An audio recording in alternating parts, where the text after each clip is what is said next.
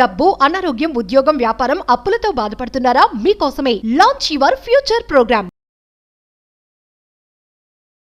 నమస్తే, welcome back to Suman TV. Present మనతో పాటు ఉన్నారు పబ్లిక్ స్పీకర్ రజనీరమ్మ గారు. నమస్తే మ్యామ్. నమస్తే నవీన్. మేడం, గతంలో మనము చాలా ఇన్సిడెంట్స్ చూసాం. అంటే లవ్ చేసినప్పుడు కొంతమంది ఏంటంటే ప్రేమించిన వారి కోసము త్యాగాలు చేస్తారు. ఎక్కడున్నా బాగుండాలి, ప్రేమించిన అమ్మాయి కానీ ప్రేమించిన అబ్బాయి కానీ అని వదిలేస్తారు అక్కడి నుంచి. కానీ కొంతమంది అలా కాదు, రివెంజ్ తీసుకుంటారు. నన్ను ప్రేమించి నన్ను మోసం చేసిందో, లేదంటే తన ఉన్నటువంటి పరిస్థితి వల్ల విడిపోవడం జరిగిందో, రివెంజ్ తీసుకుని కక్ష సాధిస్తారు. చంపేయడము, లేదంటే అటాక్ చేయడం, ఇలాంటి మనం చాలానే చూసాం. మనం రియల్ గా చూసాము, కొన్ని మూవీస్ లో కూడా చూపిస్తా ఉంటారు. నేను చెప్పే ఈ ఇన్సిడెంట్ లో గతంలో ప్రేమించిన అమ్మాయి హస్బెండ్ కి అబ్బాయి ఒక గిఫ్ట్ పంపించాడు. అసలు గిఫ్ట్ గురించి మనం ఒకసారి మాట్లాడుకుందాం. ఎప్పుడో ప్రేమించాడంట, చెప్పలేకపోయాడంట. అంటే తప్పెవరిది?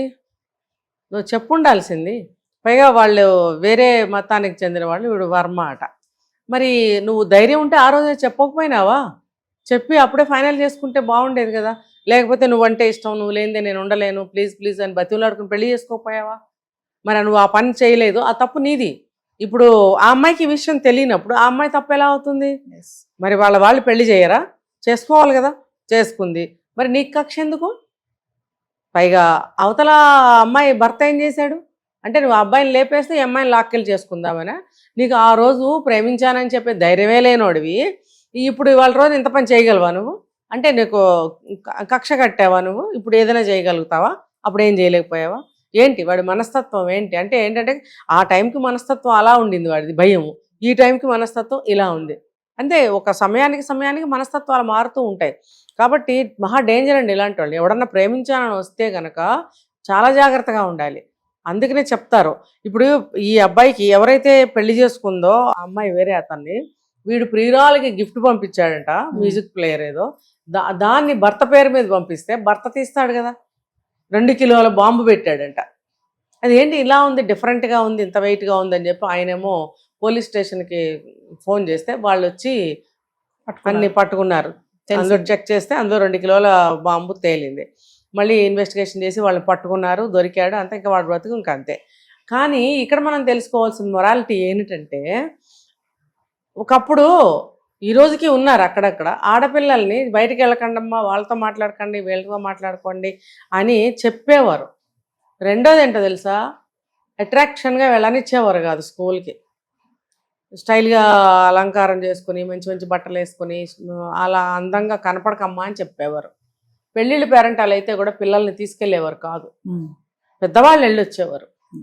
ఇప్పుడేంటి, ఫ్యాషన్ పెరేడ్లో బొమ్మలు తయారైనట్టు తయారయ్యి తల్లి కూతురు కూడా వెళ్తున్నారు.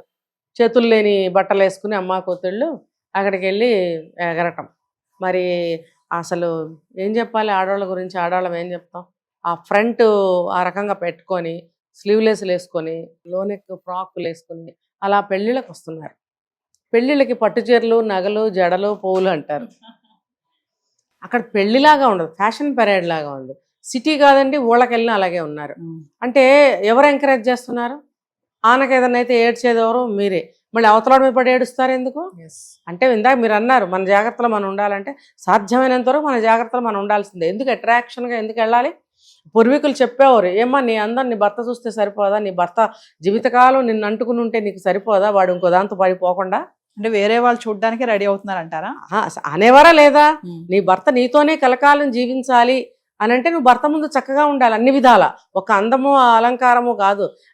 ఎన్నో చెప్పారు. భోజేషు మాత అన్నారు, శయనేషు రంభ అన్నారు, మరి కార్యేషు ఏవేవో చెప్పారు. మరి అవన్నీ చెప్పినప్పుడు అలా ఉండమని అన్నప్పుడు అసలు ఎక్కడ వింటున్నారు? అలా ఉంటే ఏ భర్త నిన్ను వదిలిపెట్టి వెళ్ళిపోతాడు కదా. భార్య భర్తకి మంత్రిలాగా పనిచేయమన్నారు, ఒక అన్నం పెట్టేటప్పుడు తల్లిలాగా ఉండమన్నారు, బెడ్ మీద రంభలాగా ఆయనకి ఎలా కావాలో అలా ఉండమని చెప్పారు. ఇలా ఎన్నో ఆ రోజుల్లో చెప్పారు. భర్త దగ్గర మాత్రమే అలా ఉండండి. ఎందుకంటే ఆ రోజులకి ఈ రోజులకి భర్త పరాయి స్త్రీ వైపు చూసినా, పరాయి స్త్రీతో వెళ్ళిపోయినా సహించలేదు ఆడది. అస్సలు ఆడవాళ్ళు సహించలేరు. నా భర్త నాకు నన్నే చూడాలి, నాతోనే ఉండాలి, నన్నే ప్రేమించాలి, నాతోనే మాట్లాడాలి, నేను పెట్టిన పదార్థాలు ఎంతో బాగున్నాయని చెప్పాలి, నేను చీర కట్టుకుంటే అందంగా ఉన్నావు అనాలి, ఇలాంటివన్నీ కోరుకుంటుంది. ఏ రోజుల్లో అయినా సరే ఆడవాళ్ళు ఇవే కోరుకుంటారు. ఆ కోరుకునేటప్పుడు నువ్వెలా ఉండాలి? నువ్వేమో ఇష్టం వచ్చినట్టు బట్టలు ఇంతంత వేసుకుని అబ్బా లోకులందరికీ చూపిస్తానంటే నీ మొగుడు నీ దగ్గర ఎందుకు ఉంటాడు అసలు? అందరూ చూస్తున్నారుగా, నాకేమి ఇదిగా లేదు అక్కడ. ఇప్పుడు హస్బెండ్స్ కూడా ఫ్రీడమ్ ఇస్తారు కదా మేడం, కొంతమంది గురించి, అందరి గురించి ఇచ్చారనకండి, గతి లేక నోరు మూసుకుంటున్నారు, లాగిపెట్టి తంతదేమో గదిలోకి తీసుకెళ్లారు. ఏంట్రా నా ఇష్టం వచ్చేట్టు ఉంటా లేదా పోతాను రా అంటదని. మళ్ళీ ఈ అబ్బాయి తల్లిదండ్రులు బాధపడతారు కదా, కొడుకు కోడలు డివోర్స్ అయిపోతే.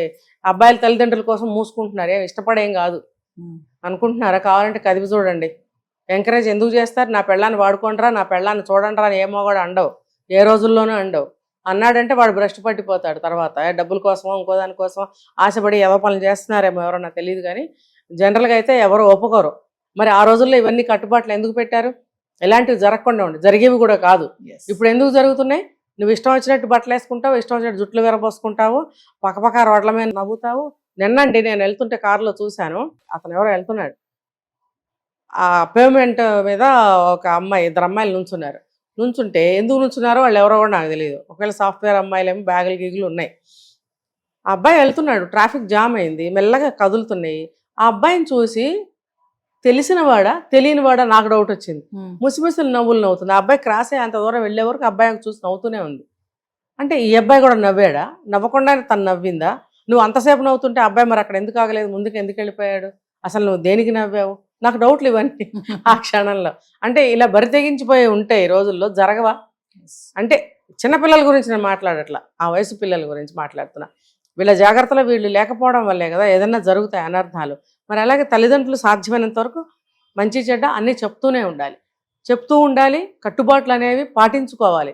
నేను మళ్ళీ చెప్తున్నాను కెమెరా ముఖంగా, తల్లిదండ్రులారా పిల్లలారా, మీ కట్టుబాట్లు మీరు ఆచరించండి, అవి దాటి బయటకు రాకండి. ఎప్పుడూ కూడా ఎంతవరకో అంతవరకే ఉండండి. అమ్మా నాన్న వద్దంటే మానండి. ఇప్పుడు చూడండి ఎన్ని దారుణాలు జరుగుతున్నాయి బయట. ఏదన్నా దెబ్బ ఎదుటోడికి తగిలితే, అవునా అయ్యో చాలా నొప్పెట్టిందంట పాపం మందు రాసుకో డాక్టర్ దగ్గరికి వెళ్ళి అంటాం. మనకి తగిలితే ఆ నొప్పి మనకి స్వయంగా అనుభవిస్తున్నప్పుడు ఎంత నొప్పి, బాధ, ఏడుపు, అన్నం తినబుద్ధి కాదు, తల్లి మీద ఇసుక్కుంటాం, ఇవన్నీ జరుగుతాయి.